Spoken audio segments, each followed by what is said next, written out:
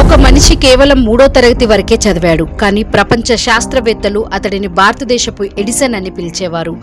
అతను తయారు చేసిన యంత్రాలు అప్పటి బ్రిటిష్ ప్రభుత్వాన్ని ఆశ్చర్యపరిచాయి. అతను భారతదేశపు తొలి ఎలక్ట్రిక్ మోటార్ను తయారు చేశాడు. రేజర్ నుంచి రేడియో వరకు 100కు పైగా ఆవిష్కరణలు చేశాడు. కానీ ఇంత గొప్ప మేధావి పేరు ఈ రోజు ఎందుకు పాఠ్యపుస్తకాలలో లేదు? ఇది ఒక శాస్త్రవేత్త కథ మాత్రమే కాదు, మర్చిపోయిన భారతీయ మేధస్సు కథ.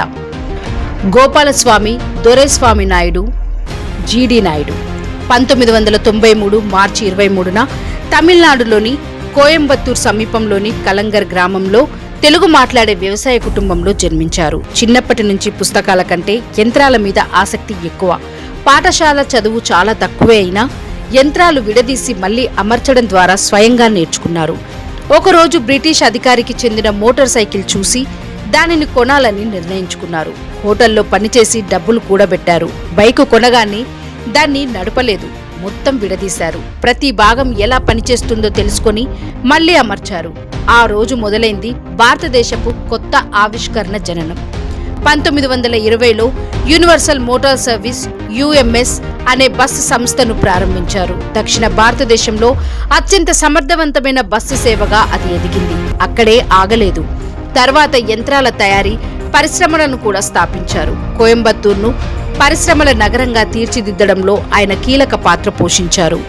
1937లో భారతదేశంలో తయారైన తొలి స్వదేశీ ఎలక్ట్రికల్ మోటార్ను ఆయన రూపొందించారు. అప్పటి వరకు భారత్ విదేశాలపై ఆధారపడేది. కానీ జీడి నాయుడు మన దేశంలోనే తయారు చేయవచ్చు అని నిరూపించారు. జీడి నాయుడు కేవలం ఒక యంత్రాన్నే కాదు, 100కు పైగా ఆవిష్కరణలకు పేరుగాంచారు. వాటిలో electric motor, electric razor, ticket vending machine, mechanical calculator, తక్కువ ధర రేడియోలు, వ్యవసాయ పరికరాలు, ఆటోమొబైల్ సాంకేతిక పరిజ్ఞానంలో ప్రయోగాలు.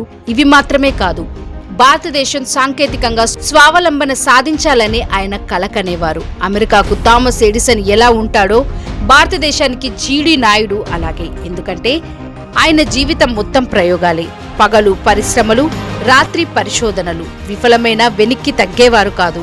ఈ నిరంతర సృజనాత్మక కారణంగానే ప్రపంచవ్యాప్తంగా ఆయనను ఎడిసన్ ఆఫ్ ఇండియా అని పిలిచారు. ఇంత గొప్ప వ్యక్తి పేరు ఈ రోజు చాలా మందికి తెలియదు. దానికి ఎన్నో కారణాలున్నాయి. ఆయన ఆవిష్కరణలో చాలా వరకు పెద్ద ఎత్తున ఉత్పత్తి కాలేదు. కొన్ని ప్రభుత్వ విధానాలు, పేటెంట్ సమస్యలు, పెట్టుబడుల కొరత వల్ల విస్తృతంగా మార్కెట్కు రాలేదు. దాంతో ప్రపంచ స్థాయి గుర్తింపు రావాల్సిన వ్యక్తి చరిత్రలో మరుగున పడ్డాడు. డిగ్రీ లేకపోయినా ప్రపంచాన్ని మార్చవచ్చని నిరూపించిన వ్యక్తి జీడి నాయుడు. చదువు తక్కువైనా ఆలోచన గొప్పదైతే చరిత్ర సృష్టించవచ్చని ఆయన జీవితం చెబుతోంది. భారతదేశపు నిజమైన ఆవిష్కరణలో ఒకటైన జీడి నాయుడు కథ మనం గుర్తుంచుకోవాల్సిన స్ఫూర్తిదాయక గాథ.